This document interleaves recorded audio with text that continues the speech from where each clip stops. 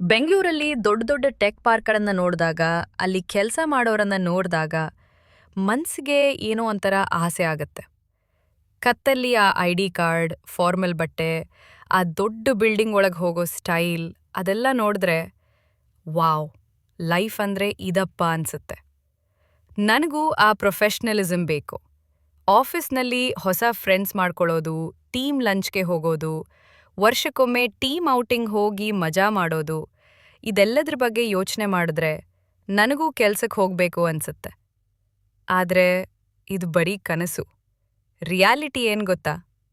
ನಾಳೆ ಬೆಳಗ್ಗೆ ಎದ್ದು ಟ್ರಾಫಿಕ್ನಲ್ಲಿ ಸಿಕ್ಕಾಕೊಂಡು 9 ಗಂಟೆ ಆಫೀಸ್ನಲ್ಲಿ ಕೂತ್ಕೋಬೇಕು ಅಂದ್ರೆ ಆ ಯೋಚನೆ ಬಂದ್ರೇನೆ ಸುಸ್ತಾಗತ್ತೆ.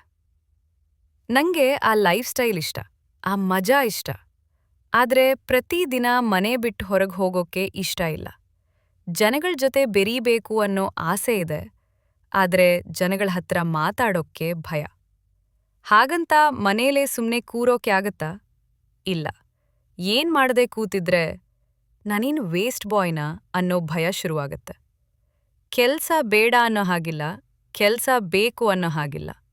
ಒಂದ್ ಕಡೆ ಕರಿಯರ್ ಭಯ, ಇನ್ನೊಂದ್ ಕಡೆ ಕಂಫರ್ಟ್ ಝೋನ್ ಪ್ರೀತಿ. ಈ ಎರಡರ ಮಧ್ಯೆ ಸಿಕ್ಕಾಕೊಂಡು ಒದ್ದಾಡ್ತಿದ್ದೀನಿ. ನಿಮ್ಗೂ ಹಿಂಗೆ ಅನ್ಸುತ್ತಾ? ಆಫೀಸ್ ಲೈಫ್ ಬೇಕು, ಆದ್ರೆ ಆಫೀಸ್ ಕೆಲ್ಸ ಬೇಡ. ವಿಚಿತ್ರ ಅಲ್ವಾ ನಮ್ ಮನ್ಸು?